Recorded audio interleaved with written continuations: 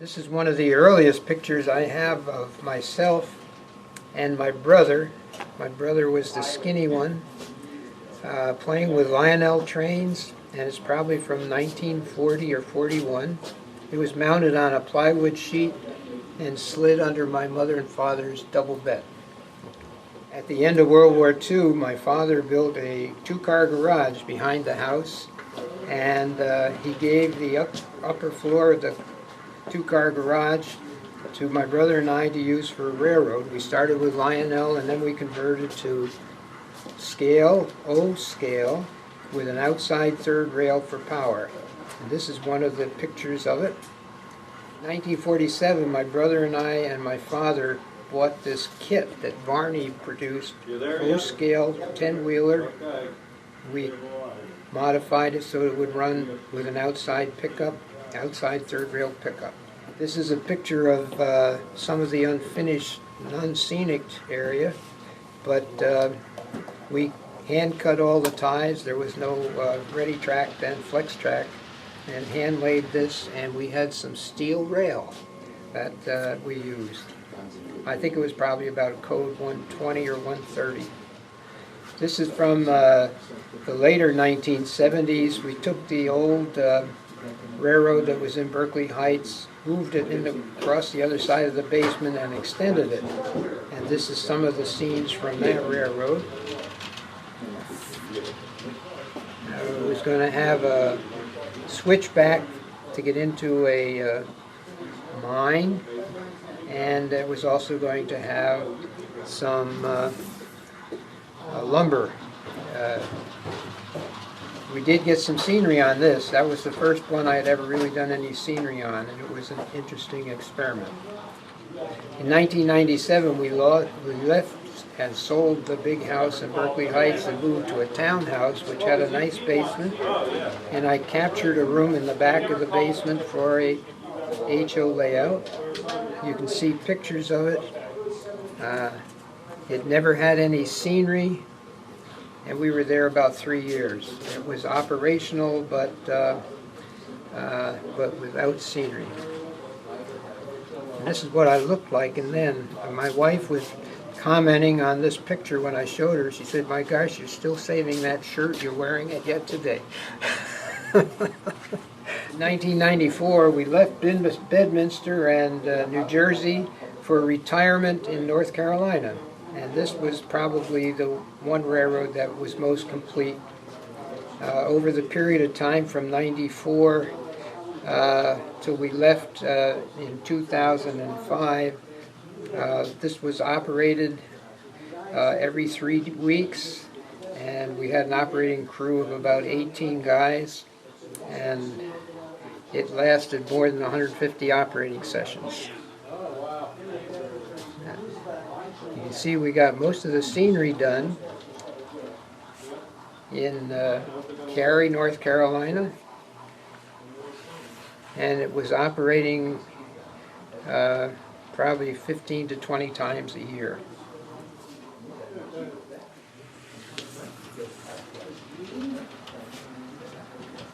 This corner bakery is where I was born, and this is my oldest daughter, Amy. She was a great saver of furniture, so she had a regular furniture warehouse in her garage.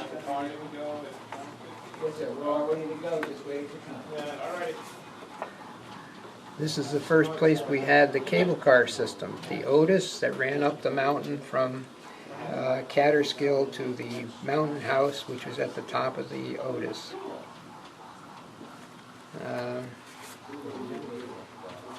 Another picture of one of the streets in Berkeley, and of course this is AT&T, only here it's called Argent Telephone Company.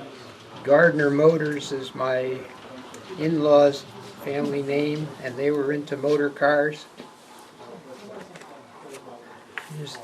This is another view of the AT&T building, and my second daughter, named Lisa, she had a hotel here.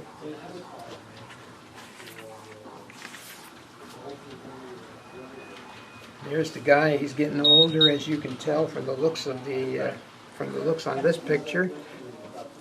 And This is the one of part of the operating crew that ran the Cary, Arpree and Western. 2006, we moved from Cary back to New Jersey, to Manalapan, and these are a few scenes from Manalapan. This is the town of Ontario, which still exists and is now going to be given to my grandsons, Henry and Stuart Feckhelm. Okay, these are 4 shots of what the basement looked like before we actually built most of the railroad as you know it today. And you can see in these shots the piles of lumber and track boards and things that we brought from Cary, North Carolina back to New Jersey. And this is the beginning of the scene in the big train room. This turned out to be the Huey Pond trestle, which eventually is finished. And this is probably Dixon at that point.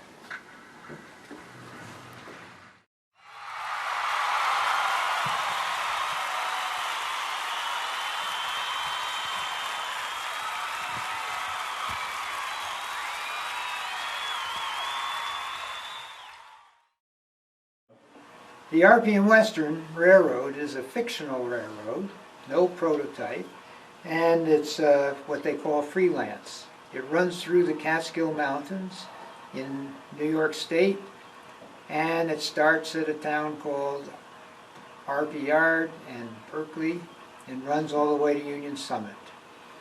It's set in the year 1939, and this is right at the end of the Depression, which at that time both my wife and I were growing up in a town called Saugerties, New York.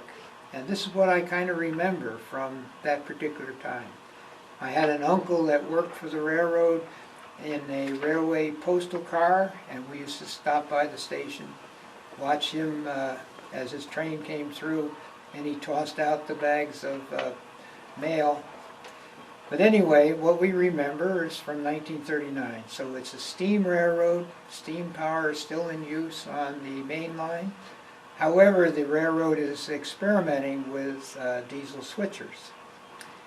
Now at this time also, there were no major highways, so the railways were the way to transport both goods and passengers from one place to the next. The 1930s were also the end of the Depression. There was a world war coming, and the railroads were busy, and they were trying to make do with equipment which was fully depreciated but still running. And the Arpree and Western is a single-track bridge line running from Arpree Yard to Union Summit, but it interconnected with 4 other railroads, the Glenwood and Dixon, the New York, Ontario, and Western. It also interconnected with the New York Central, the Ulster branch of the New York Central. And in addition to that, there was a railroad called the Ulster and Delaware.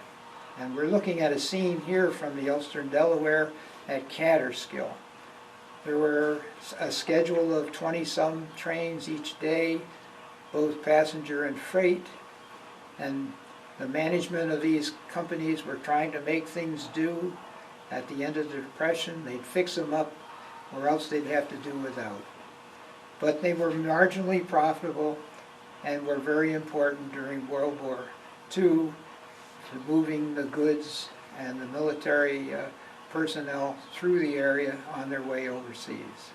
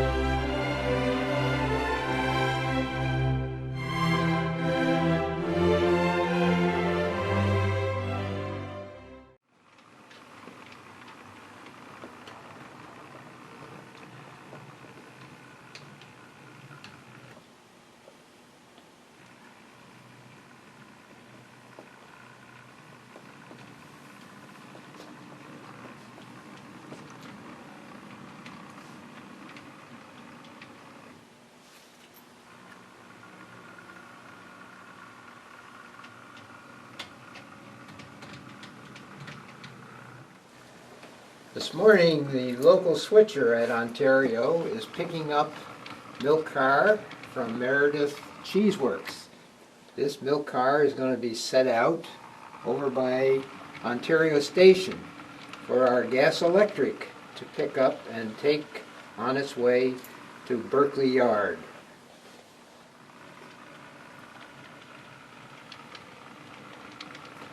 So the switcher is now moving this New York, Ontario, and Western milk car back toward Ontario Station, and the gas electric will pick it up and take it on its way. This is the first passenger train out in the morning.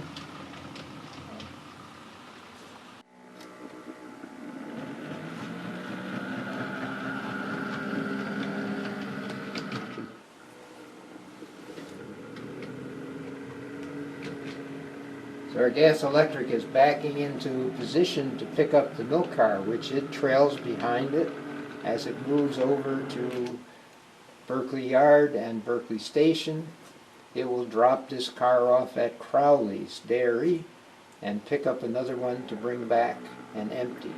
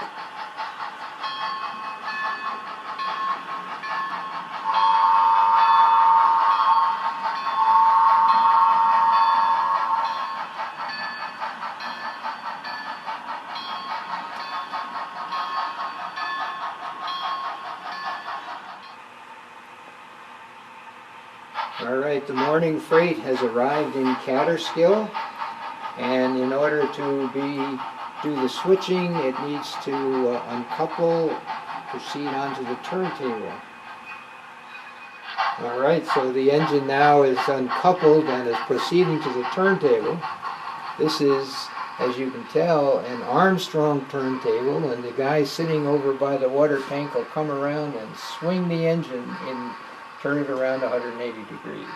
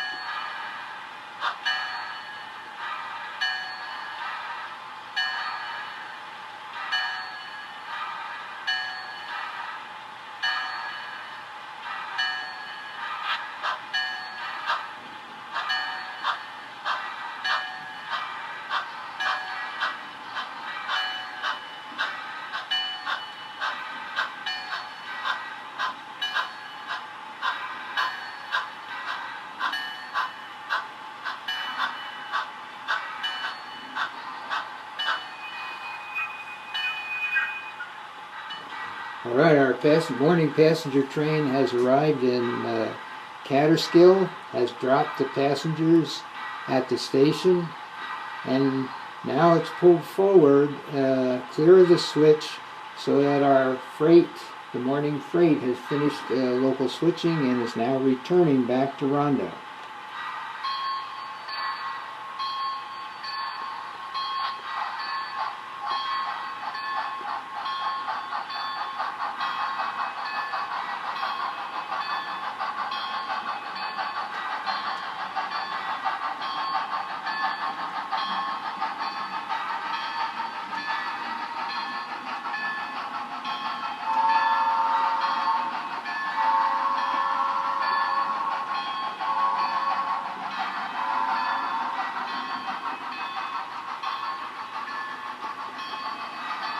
You see, the freight's going to make good time. There's a downgrade of 2% all the way down to Rondo.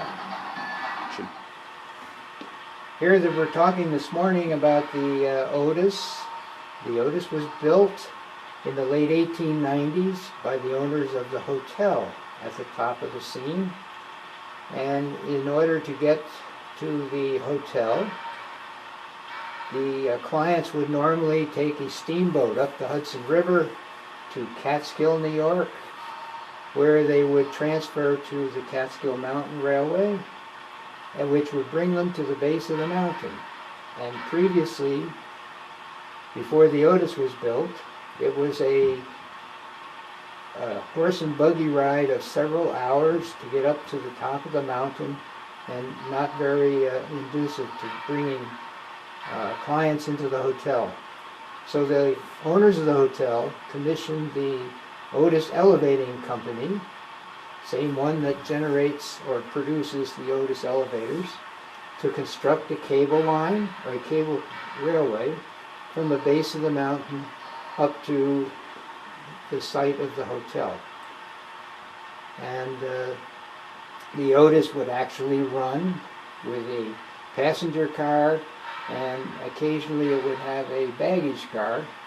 And what's happening on this here this morning is the passenger train is ready to return for its return trip, and is simply waiting until the passengers come down from the hotel, and it will leave at the scheduled hour. So now, as you will see, it's time for the Otis to actually run, and it takes about 10 minutes for the Otis to go from the bottom valley up to the mountain peak. These two cars will pass in the passing tracks here. As one goes up, the other goes down. The motive power here is a stationary steam engine at the top that winds the cable around the drum and lets one car come down the side of the hill while the other one is being pulled up. And you can see them coming. They pass pretty close on that passing siding, but there is room for them to make it. They have enough clearance so that they pass without any trouble. So here the car is in the station. It will come down as far as it can and stop. The passengers will unload, and the train will be ready to return from Catskill to its other stations.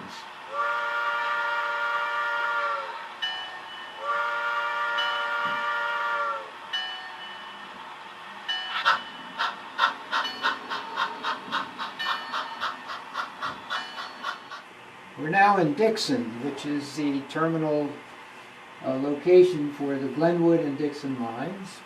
And the Glenwood and Dixon lines has several passenger trains per day. And here comes one of them into the station. He's completed the run and is arriving at its terminal spot called Dixon Station. You can see it's a gas electric pulling a single trailer car.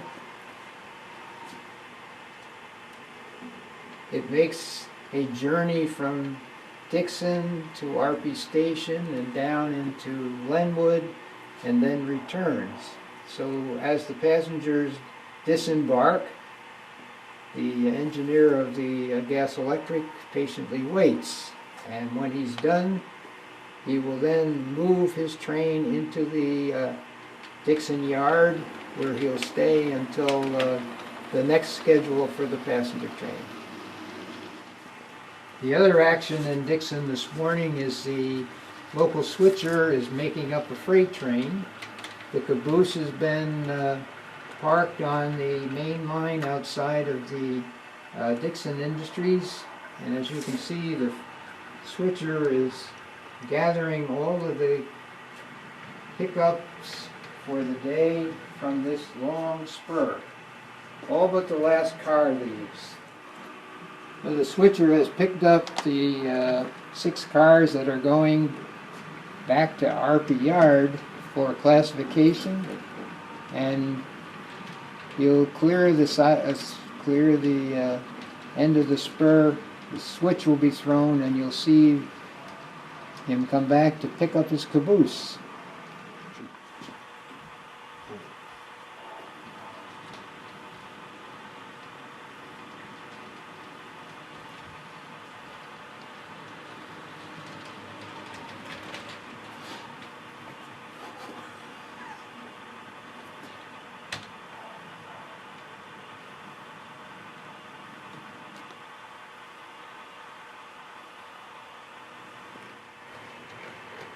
So the diesel has made up the freight train, which is sitting on the main line. So it's completed its work, and now will park itself in the Dixon yard. In the meantime, our freight engine is ready to go. So our steam engine, which has been waiting in the yard, is ready to couple up to the freight train sitting on the main line.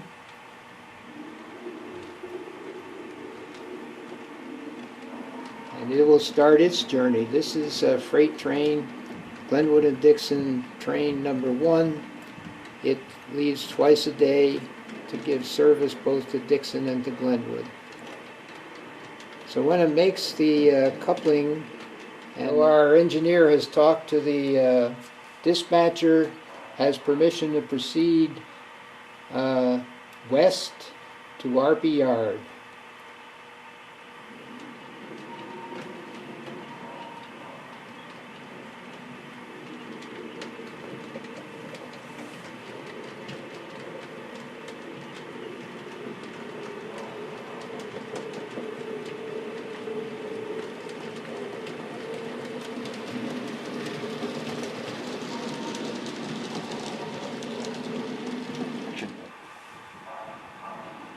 So our freight train is leaving Dixon and now is approaching and on the trestle over Huey Pond. This trestle is about 100 feet above the water, and the trains proceed very slowly, as you can see. And the engineer is always glad when he reaches solid ground, just worrying about the conductor in the caboose after this.